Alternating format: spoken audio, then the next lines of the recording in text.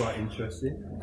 Yeah, they're like kids snacks. Yeah, oh, brilliant. Yeah, sure. How many would you like? FareShare meet a need within our society that we don't really acknowledge very well, because they do a tremendous amount of work, and basically all they are doing is taking food from supermarkets, which would normally otherwise just have got dumped because it's coming up to their use by date.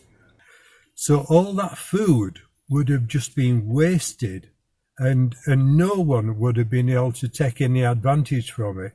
So there's always been a care within our church for people who just struggle for the very basic things of life.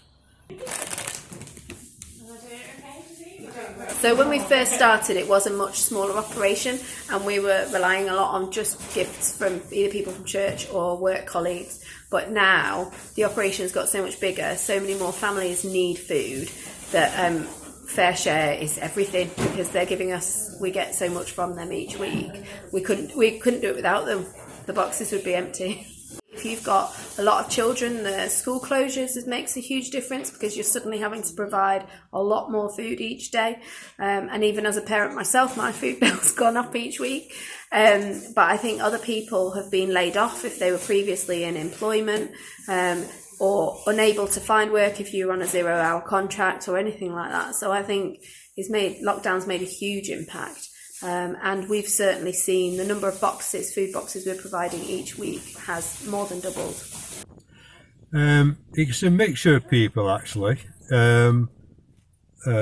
Like Mark and Lucy, who've been in work and had to come on furlough because of the coronavirus.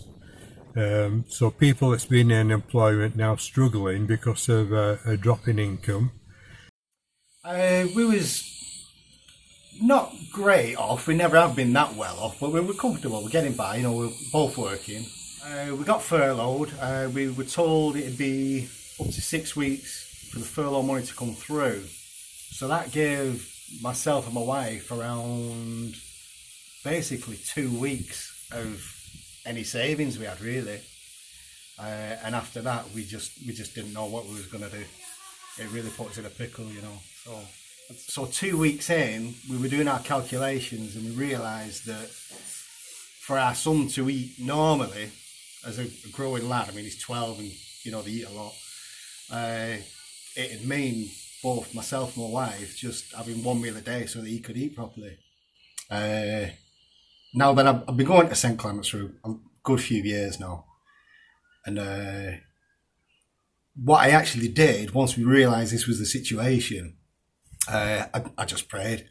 I just asked God for help, and without asking anybody else, and just for guidance and some sort of kind of strength. And the very same day, like I think about 2 hours later, Keith phoned me up and he said, "We've got a food parcel there. Do you need it?" It was like, wow, really? Yeah. So that's when we started getting the food parcels. So anybody watching this video and wondering about, okay, should they give money to FareShare? What would you say in terms of people making donations to FareShare? Absolutely, because there are families who really depend on the food. And so we have a variety of different food. We can't predict what we're getting each week, but they all have food that they can make meals and feed their children, and food is vital. So definitely donate.